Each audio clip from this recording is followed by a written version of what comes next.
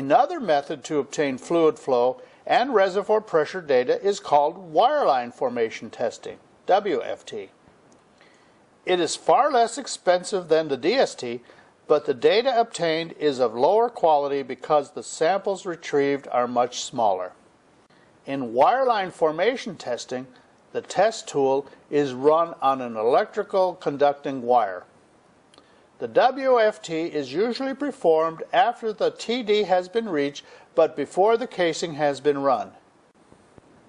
In this method, a spring forces the tool into contact with the side of the hole so that the formation pressure and flow samples can be taken. The main advantage of wireline formation testing is that multiple zones can be tested at once on a single run.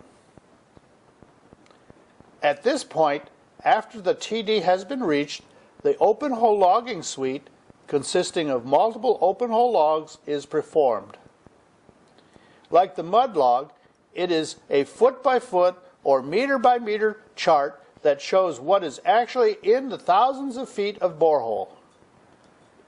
It makes up the most amount of formation evaluation data that is gathered on most wells and is obtained by measuring the electrical, acoustical, and radioactive characteristics of the formations and their formation fluids.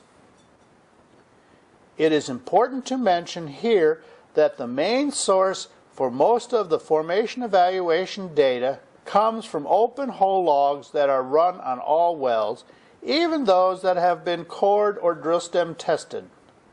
Like the mud log, open hole logs provide a continuous data flow from the bottom to the top of the open hole, but with much more accuracy. Because steel encasing interferes with most of the measurements, open hole logs are performed before the hole is cased. Using some of the most advanced oil field technology developed by international service companies like Schlumberger, Baker Hughes, and Weatherford, these logs allow the site geologist and petroleum engineer to virtually see inside the well. Capturing electrical, acoustic, or radioactive signals that are emitted naturally or induced by emissions, logging tools measure the characteristics of the formation and their formation fluids. Professional log analysts and petrophysicists interpret these logs. Let me explain a few of the many logging tools available and how they help us determine what is in the borehole. Most oil wells are logged by service companies who are contracted for this specific job. Utilizing their own professionals and crews to run the logs, the service company employees perform the logs on site. Before they begin, the drill pipe is tripped out or removed, and logging tools called sondes are run into the hole on an electrical conducting wireline, spooled off a drum mounted on the back of a logging truck onshore or mounted on a skid offshore. Even though new strategies, logging techniques, and tools are rapidly improving and becoming available, their costs can be prohibitively expensive, so here I will describe the traditional, most common logging operations still used in most locations. In any event, whether the latest technology is used to log a well or older technologies are used, logging is and will remain to be a major part of the well's overall financial cost in the foreseeable future. First, in a typical scenario, several sondes are combined into a single assembly and run together. By the way, the French word sonde, meaning an electrical sensor, was first adopted for these tools because the technology was invented in France by a company called Schlumberger. Consequently, the word sonde is still commonly used. In this method, a sonde is run to the bottom of the hole and is slowly raised to the top, recording the outputs and emissions on a chart as they occur. This is called the actual logging sequence.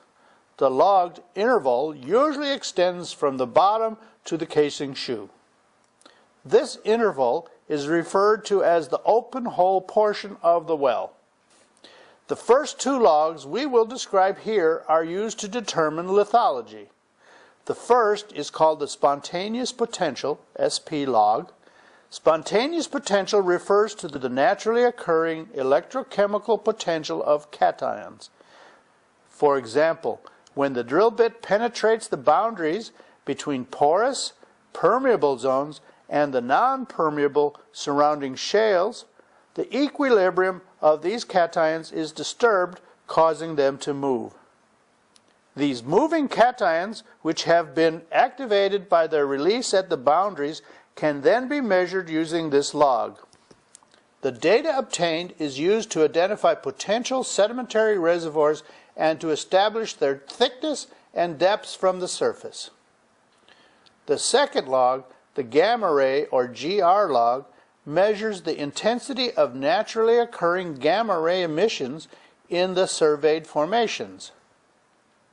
Containing a scintillation counter that records the intensity of naturally occurring gamma rays, these tools act like a Geiger counter.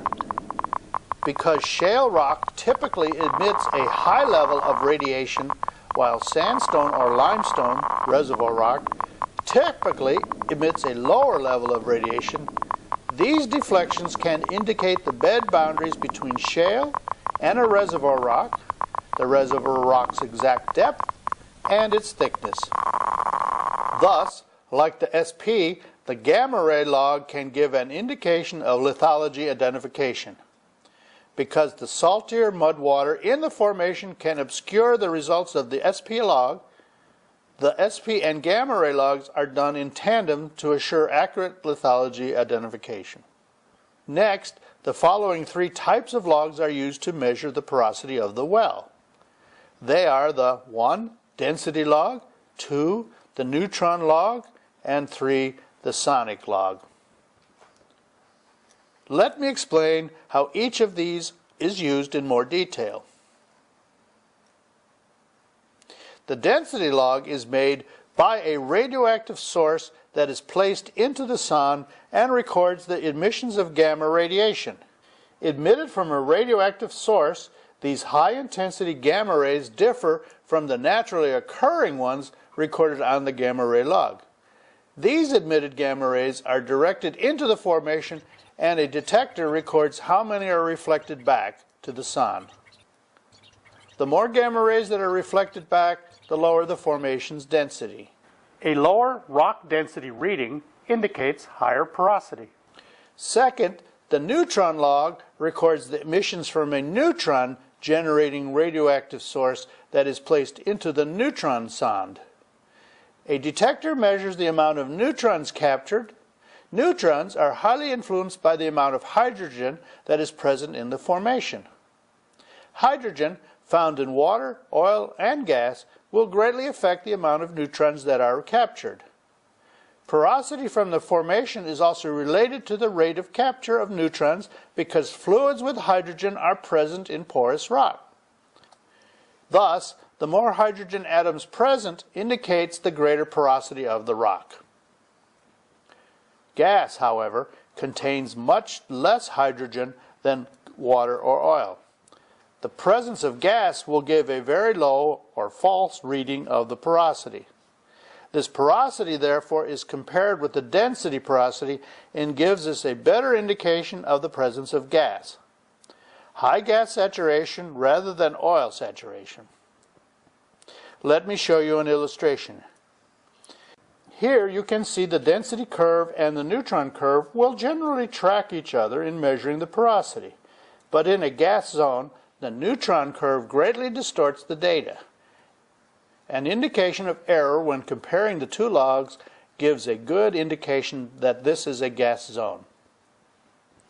Third, the sonic log is a logging tool that generates a sound pulse that is measured by its travel time through the formation by receivers mounted some distance from the sound generator.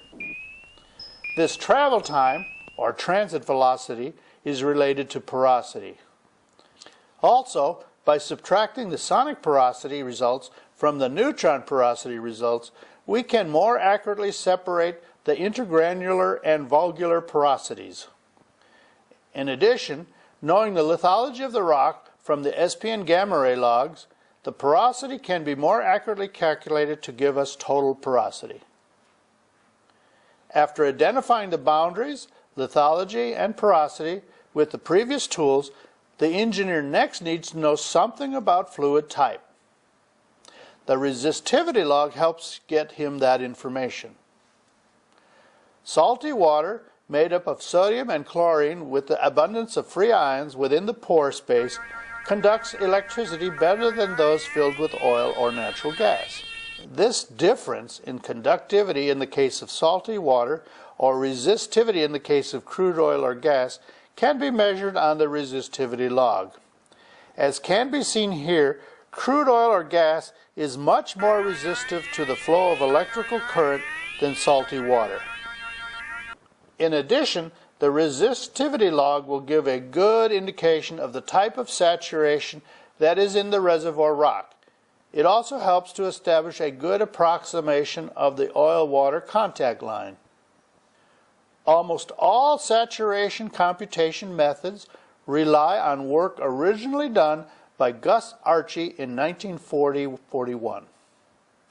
He found from laboratory studies that in a shale-free, water-filled rock, the formation factor F was a constant defined by RO equals F times RW, where RO is the resistivity of the total formation and RW is the resistivity of the water in that formation. He also found that F varied with porosity in the following relationship. F equals A over phi to the m power. Combining these two equations gives RO equals A over phi to the m power times RW, where RW is measured by taking water samples from the well. Archie then found a relationship between water saturation, SW, and RT over RO, where SW to the negative power of 2 equals RT over RO. Substituting equation 2 into 3, we get the famous Archie equation.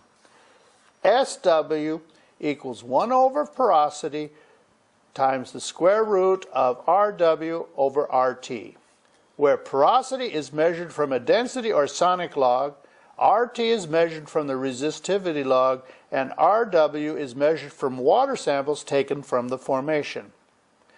Equation 4 gives a simple approximation to estimate the hydrocarbon saturation. SO equals 1 minus SW.